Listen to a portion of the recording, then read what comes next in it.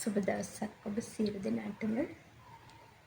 අපි අද සාකච්ඡා කරන්නේ අපේ 6 වෙනි වීඩියෝ එක හැටියට අතීත කාලයේ වාක්‍යයක් කොහොමද නැති අනර්ථේ හදාගන්නේ කියලා. ඊට කලින් අපිට තියෙනවා නිවැරදි කරගන්න අතීත කාලයේ වාක්‍යයක්, ඒ කියන්නේ B form එකේදී ඇත අනර්ථයේ වාක්‍ය අපි 3ක් හදන්න දීලා තියෙනවා ගෙදරදී. අපි ඒක නිවැරදි කරලා බලමු. මොකද්ද අපේ පළවෙනි වාක්‍යය තිබ්බේ? ඇය බස් එකේ හිටියා. ඇය බස් එකේ හිටියා. අපි බලමු කොහොමද ඒක නිවැරදි කරන්න කියලා. කවුද බස් එකේ හිටියා කියන්නේ? ඇය. එහෙනම් අපි ඇය කියද්දි මොකද්ද භාවිතා කරන්නේ? she කියන එක භාවිතා කරනවා. she ගන්නවා නේද? she අරගෙන දැන් අපිට ඕනේ බලන්න she කියන කෙනා ඒක වචනද බහු වචනද කියලා බලන්න. කාලය අපේ අතීත කාලය. එහෙනම් ඒක වචන සබ්ජෙක්ට් එක අපි මොකද්ද භාවිතා කරන්නේ කියලා තියෙන්නේ? was කියන එක. එහෙනම් she was she was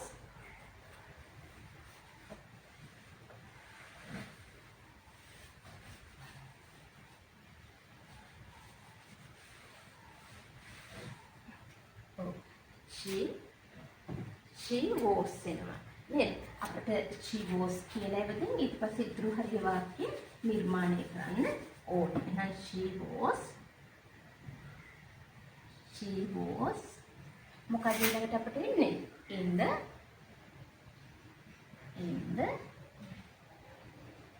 bus. A bus එකේ හිටියා. අපේ දෙවෙනි වාක්‍යයේ හැටියට තිබ්බා අපි ගෙදර හිටියේ කියලා. කවුද ගෙදර හිටියා කියන්නේ? අපි. දැන් ඔන්න කල්පනාවෙන් ඉන්න ඕනේ කට්ටියම. ඒ කියන්නේ දැන් හිතන්නකෝ අපි ගෙදර හිටියා කියන එක ඔයාලා කිව්වොත් එහෙම we කියලා දාලා ආ කියලා දැම්මොත් මොකද වෙන්නේ? එතකොට අපි එනවා වාක්‍ය මොන කාලෙටද ආයේ? වර්තමාන කාලෙට එනවා. we are at home කිව්වොත් අපි ගෙදර ඉන්නේ බවට පත් වෙනවා. තේරෙනවද? තේරුම වෙන්නේ ඒක. ඒත් අපිට එනකොට කියන්න ඕනේ මොකද්ද? අපි ගෙදර හිටියා කියලා. එහෙනම් හිටිය කතාව තියෙන්නේ අපිට අතීත කාලයේ. අතීත කාලයේ helping verbs දෙකේ තමයි අපිට අර්ථය දෙන්නේ. කෙනෙක් කොහේ හිටියා, කෙනෙක් කොයි වගේ හිටියද? අන්න ඒ වගේ අර්ථය. එහෙනම් මොකද එන්නේ? අපි ගෙදර හිටියා වෙනකොට කවුද ගෙදර හිටියේ කියන්නේ? we එක්ක එහෙනම් අපි මොකද්ද භාවිත කරන්නේ? බහුවචන සබ්ජෙක්ට් එක were කියන එක නේද? we were at home වෙනවා. අපි ඔන්න දෙවෙනි වාක්‍යය ඔය තියෙන්නේ. තව වාක්‍යයක් අපි කතා කරලා ලියන්න කිව්වා. ඔයාගේ සල්ලි මේසෙ උඩ තිබුණා. ඒ කියන්නේ යම් දෙයක් කොතනක හරි තිබුණා කියලා කියන්නේ. දැන් තියෙනවා නම් ඔයාගේ සල්ලි මේසෙ උඩ තියෙනවා නම් වර්තමාන කාලෙන් ලියන්න. තේරෙනවද කියලා? නැත්නම් කතා කරන්න. ඒ අදාළ helping verb එක දාගෙන කතා කරන්න. නැත්නම් ලියනවා නම් ඒ ආකාරයට ලියන්න පුළුවන්. එහෙනම් බලන්න ඔයාගේ සල්ලි මේසෙ උඩ තිබුණා. යම් දෙයක් කොතනක හරි තිබුණා කියලා කියන්නේ. එහෙනම් කොහොමද එන්නේ? your ඔයාගේ සල්ලි දෙක සබ්ජෙක්ට් එක වෙන්නේ. your money. දැන් තිබුණා කියන්නේ your money මොකද්ද? ඒක වචනයි නේද? was කියන එක භාවිතා කරන්න. your money was කොහෙද තිබ්බ කියන්නේ? මේ සෙවුඩේ නම් on කියන නිපාත පදේ ගන්න. on the table. ඔන්න ඔය ආකාරයට අපි ඔය පසුගිය වීඩියෝ එකේ ඒ කියන්නේ අපි පස්වෙනි වීඩියෝ එකේ දුන්නු වාක්‍ය ටික තමයි අපි ඔය නිවැරදි කරේ. එහෙමනම් අපි බලමු දැන් කොහොමද මේ අතීතයේ වාක්‍ය නැත අනර්ථය කරන්න කියලා. දැන් මතක් කරන්නකෝ බලන්න මම ඔයාලට කියලා දුන්න වර්තමාන කාලයේදී අපි කරේ හරි පහසුයි දැන්. ඒ කියන්නේ helping verbs ළඟට අපි මොකද කරේ? not එකතු කරා. is මා ළඟට අපි not එකතු කරා වර්තමාන කාලයේදී.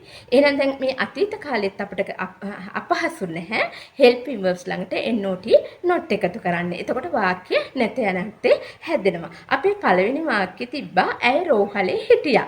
දැන් කියන්න ඕනේ ඇය රෝහලේ හිටියා. ඇය රෝහලේ හිටියේ නැහැ. දැන් ඔයාලා දන්නවා මං හිතන්නේ මං ලිව්වේ නැති වුණාට අපි සාකච්ඡා කරගෙනම යමු. ඇය රෝහලේ හිටියා කිව්වොත් ඔයාලා දැන් දන්නේ කොහොමද කියන්නේ? she was in the hospital ඇය රෝහලේ හිටියා. දැන් අපිට ඇය රෝහලේ හිටියේ නෑ. දැන් පොඩ්ඩක් සංසන්දනය කරලා බලන්න. ඇය රෝහලේ නෑ කියන වාක්‍යයයි ඇය රෝහලේ හිටියේ නෑ කියන වාක්‍ය අතරේ ලොකු පරතරයක් තියෙනවා. දෙකම තියෙන්නේ B form එකේම නම් තමයි. හැබැයි මේ වාක්‍ය දෙක කාල දෙකට ගිහින් තියෙනවා. ඒ කියන්නේ එකක් ඇය රෝහලේ නෑ කිව්වොත් එහෙම ඔයාලා තේරුම් ගන්න වර්තමාන කාලේ නැත යන අර්ථයේ තියෙන්නේ. එහෙනම් ඇය රෝහලේ හිටියේ නෑ කිව්වොත් එහෙම අපිට තියෙන්නේ අතීත කාලේ. අපි ඉස්සෙල්ලාම හිනම් කියමු ඇය රෝහලේ හිටියේ නෑ කියලා කොහොමද හැදෙන්නේ? she මෙතන දන්නවනේ was ගන්න ඕනේ කියලා. ඇයි අපි was ගත්තේ? වාක්‍ය අතීත කාලයි. අතීත කාලේ helping subject එකේ එක් වචනෙවත් එක අපි was ගන්නවා. එහෙනම් she was not in the hospital. දැන් ඔයාලා හිතන්නකෝ කියන්න ඕනේ දැන් ඔයාලා රෝහලට යනවා යනකොට වෝඩ් එකේ යන්නේ නැහැ කියලා කියන. අපි කියන ඇය රෝහලේ නැහැ කියලා කියනවා. එතකොට දැන් රෝහලේ නැහැ නම් ඒ වර්තමාන කාලය තුල නැති එකක් ගැන කතා කරන්නේ. ඒ කෙනා නැහැ කියලා. එතකොට ඔයාලට කියන්න වෙන්නේ කොහොමද? she මෙතනට අපි is දාගෙන මොකද කරන්නේ? එතන ඊළඟට අපිට not කියන එක දාන්න. she is not in the hospital. දැන් වාක්‍ය දෙකේ වෙනස හොඳින් තේරුම් ගන්න. ඇය රෝහලේ නෑ කියනකොට වර්තමාන කාලයේ නෙගටිව් එක එනවා. එහෙනම් she is not in the hospital උනා. ඇය රෝහලේ හිටියේ නෑ කිව්වනම් ඔන්න කාලය කල්පනා කරන්න. ඒකට is දාගෙන කියන්නවත් is not දාගෙන කියන්න බෑ අපිට. එතකොට අපි යන්න ඕනේ අතීත කාලයට. එහෙනම් කොහොමද අපි කියන්නේ? she was not in the hospital. මං හිතන්නේ ලිව්වේ නැති වුණාට දැන් අවබෝධය තියෙනවා කියලා මං හිතනවා. ඊළඟට අපි දෙවෙනි වාක්‍යය හැටියට කතා කරා මම ඒ දවස්වල දුප්පත්ව සිටියේ. මම ඒ දවස්වල දුප්පත්ව සිටියේ කියලා කියනවා. දැන් මම අපිට කියන්න ඕනේ අපේ අත්දැකීමක් හෝ අපි ඒව කියනවා. ඒතර මම ඒ දවස්වල දුප්පත්ව හිටියේ නැහැ. ඒ කියන්නේ එතකොට යාර යම් දේවල් තිබිලා තියෙනවා නේද? එහෙනම් මම දුප්පත්ව සිටියේ නැහැ ඒ දවස්වල. කොහොමද අපි හදාගන්නේ? දැන් මම දුප්පත්ව සිටියා වෙනකොට නම් I was poor. ඒ දවස්වල කියනකොට those days වෙනවා. එහෙනම් දැන් මම ඒ දවස්වල දුප්පත් සිටියේ නෑ කියන්න ඕනේ. එහෙනම් කොහොමද එන්නේ?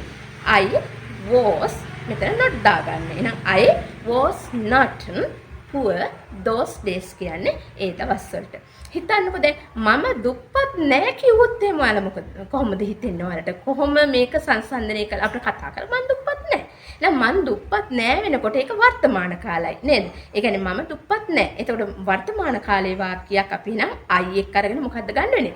I am not poor වෙනවා. I am not poor. මම දුප්පත් නෑ. හැබැයි මම දුප්පත් සිටියේ නෑ වුණා නම් ඒක am එක දාගෙන අපිට not දාලා කියන්න බෑ. එහෙනම් I was not poor ඒ දවස්වල නේකට those days වෙනවා. තව අපි වාක්‍යයක් දුන්නා අම්මා ඒ වෙලාවේ සතුටින් හිටියේ. ඒ වෙලාවේ කියන්නේ අතීත කාලයි නේද? අම්මා ඒ වෙලාවේ සතුටින් හිටියා. දැන් සතුටින් අම්මා ඉන්නේ නැහනේ නේද? එහෙනම් ඒ වෙලාවේ අම්මා සතුටින් හිටියා කියන්නේ අපි දන්නවා.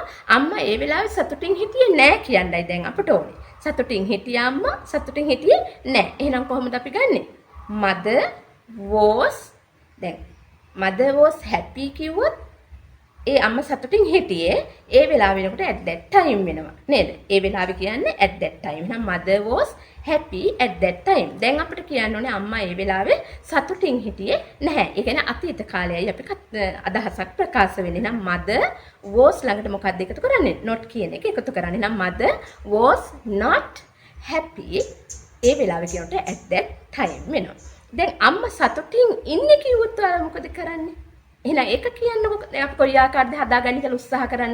අම්මා සතුටින් ඉන්නේ. එහෙනම් mother මොන කාලෙද ඒක තියෙන්නේ? වර්තමාන කාලේ. එහෙනම් වර්තමාන කාලෙත් එක්ක අපිට පුළුවන් was භාවිත කරන්න බෑ. ඒතර එයාට ගැළපෙන subject එකට අනුව අපිට helping verbs තියෙනවා. එහෙනම් එයාව ගන්න වෙනවා. එහෙනම් mother is happy. noun ඒ කියන්නේ මේ දැන්.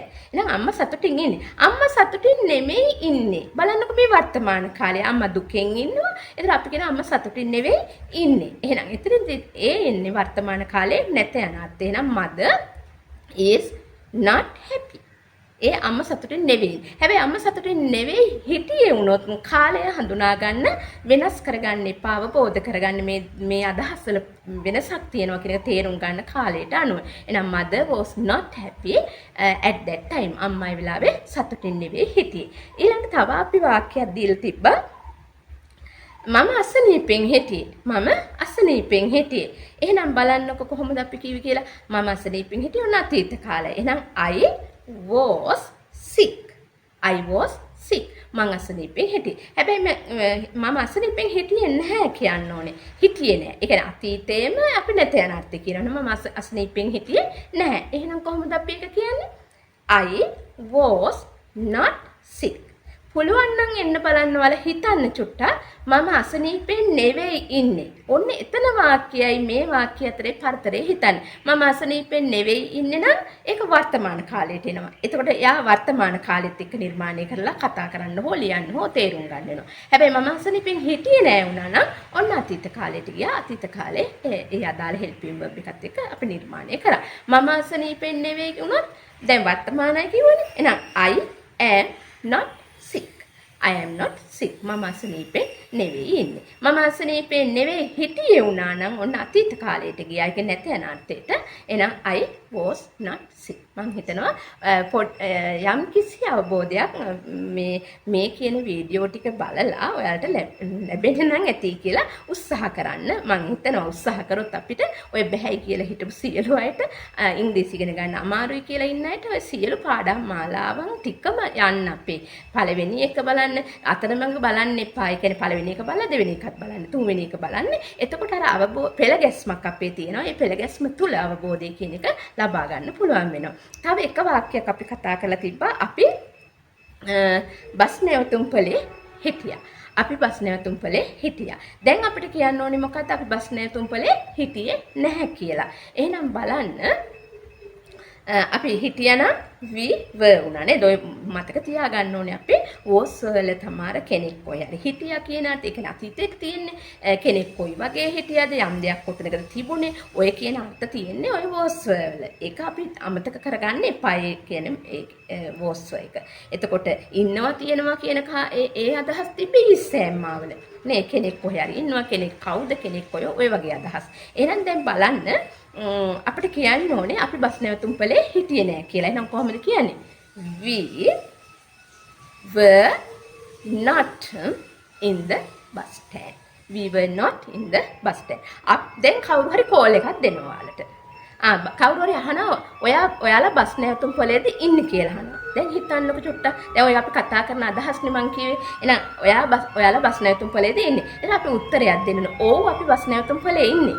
අපි බස් නැවතුම්පලේ ඉන්නේ. දැන් බලන්නකො මොන කාලෙටද ඒ ආවේ කියලා. එහෙනම් ඔව් කියා ගන්න දන්නවනේ. දැන් yes කියන්න පුළුවන්. අපි බස් නැවතුම්පලේ ඉන්නේ වුණා නම් ඔන්න වර්තමාන කාලෙට ආව කෙනෙක් කොහේ හරි ඉන්නවා කියන එක. එහෙනම් අපි කොහොමද ඒක නිර්මාණය වෙන්නේ? We are in the bus stand. Yes, we are in the bus stand. ඔව් අපි බස් නැවතුම්පලේ ඉන්නේ. දැන් අපිට අහන්න එක මං ඉදිරියේදී කියලා දෙන්නම් ඒ වගේ අදහස් අපි එනකොට පොයි ආකාරයෙන් අපි අදහස් ප්‍රකාශ කරන්න කියලා. දැන් බලන්න ඔය ආකාරයට ඔයාලට පුළුවන් වෙනවා හොඳින් හිතන්න. විශේෂයෙන් කාලය සම්බන්ධයෙන් අවබෝධය තියාගන්න, නැවත නැවත සිහිපත් කරන්න. මොකද දැන් අපි තව අනාගතේ කතා කරන් අපි මේ question එකයි negative question එකයි කතා කරයින් පස්සේ අපිට තියෙන ඊළඟට අනාගතය ගැන කතා කරන්නේ. අනාගතය ගැන කතා කරලා අපි තව පාඩම් ගේනවා. ඔහොම හැම පාඩමක්ම පෙළගස්ස ගේනකොට හොඳින් අවබෝධ කරගන්න. මේ පාඩම හොඳට ඔළුවට තැම්පත් කරගන්න. මොකද කාල තුනත් එක්කත් හොඳ අවබෝධය තියාගන්න. ඒ අතරේ අපේ මේකෙන් මොන වගේ අදහස්ද කියන්නේ කියලා මතක තියාගන්න. ඒ මතක තියාගෙන යාලට අදාළ helping verbs ටික ඔළුවට අවබෝධය තියාගන්න. එතකොට මම හිතනවා අපහසු වෙන්නේ නැහැ කියලා. එහෙමනම් ඔයාලා බලන්න දැන් අපේ වාක්‍ය තුනක් අපි දීලා තියෙනවනේ ගෙදරින් කරන්න කියලා දෙනවනේ. අන්නේ වාක්‍ය තුනක් දීලා තියෙනවා. ඇත යන අර්ථේ වාක්‍ය අපි අතීත කාලේට දීලා තිබ්බා. ඒ වාක්‍ය තුනම ඔයාලා බලන්න නැත යන අර්ථයට කොහොමද මේ උත්සාහ කරන්න ලියන්න හෝ එහෙමත් නැත්නම් තමන්ගේ හිතින් මනසින් දැන් තමන්ට චූටි අදහසක් ප්‍රකාශ කරගන්න පුළුවන් වගේ දැනෙනවා නම් ලියන්න නැතුව කියලා හරි මනසින් හදාගන්න. එතකොට ඔයාලට ඇත්තටම සතුටක් දැනේ. තමන්ට දැන් චූටි වාක්‍යයක් හදාගන්න පුළුවන් කියන එක සම්බන්ධයෙන්. එහෙනම් ඇය බස් එකේ හිටියා, ඇය බස් එකේ හිටියේ නැහැ කියලා ලියන්න හෝ කියන්න කතා කරන්න. ඊට පස්සේ අපි ගෙදර හිටියා, අපි ගෙදර හිටියේ නැහැ කියන්න. ඔයාගේ සල්ලි මේසේ උඩ තිබුණා, ඔයාගේ සල්ලි මේසේ උඩ තිබුණේ නැහැ කියන්න. ඒ වගේම ඔයාලට පුළුවන් නම් ওই වාක්‍ය තුනම ගෙනියන්න සබ්ජෙක්ට්ස් වෙනස් කර ඔයාලා හදන්න. දැන් ඔයාගේ සල්ලි මේසේ උඩ තියෙනවා කියන්න පුළුවන්නේ නේද? ඒක වර්තමාන කාලයට ගෙන්නේ. ඔයාගේ සල්ලි මේසෙ උඩ නෑ කියන්න. ඔයාගේ සල්ලි මේසෙ උඩ තිබුණාද අහන්න. ඔයාගේ සල්ලි මේසෙ උඩ තිබුණේ නැද්ද කියලා අහන්න. ඒ වගේ අදහස් ටික ගේන්න උත්සාහයක් දරන්න. මොකද මේක භාෂාවක්. මොකද හැමෝටම පුළුවන් අයට නම් පුළුවන් අය නම් ඒක ඇත්තටම යම්කිසි හැකියාවක් තියෙනවා. එක්කෝ ඒගොල්ලොන්ට පරිසරයේ යලගේවල් ඒ සියලු දේවල් ඒ තුල ඉඳගෙන ඒගොල්ලෝ භාෂාව එක්ක හදාරනවා. නමුත් වැඩි හරියක් අපේ මේ භාෂාවට අපිට පහසුකම් නැහැ. අපි ඒක උනන්දුව නැහැ. එක්ක නොතේරෙනවා. ඒ කියන සියලු දේවල් එක්ක අපි මේ ඉංග්‍රීසි ඉගෙන ගන්න පැකිලෙනවා. ඒ කියන්නේ මම හොඳට අපි වසර දැන් මගේ කාලය අවුරුදු 22ක් මම මේ ශාස්ත්‍රයේ උගන්වන දරුවන්ට එහෙම.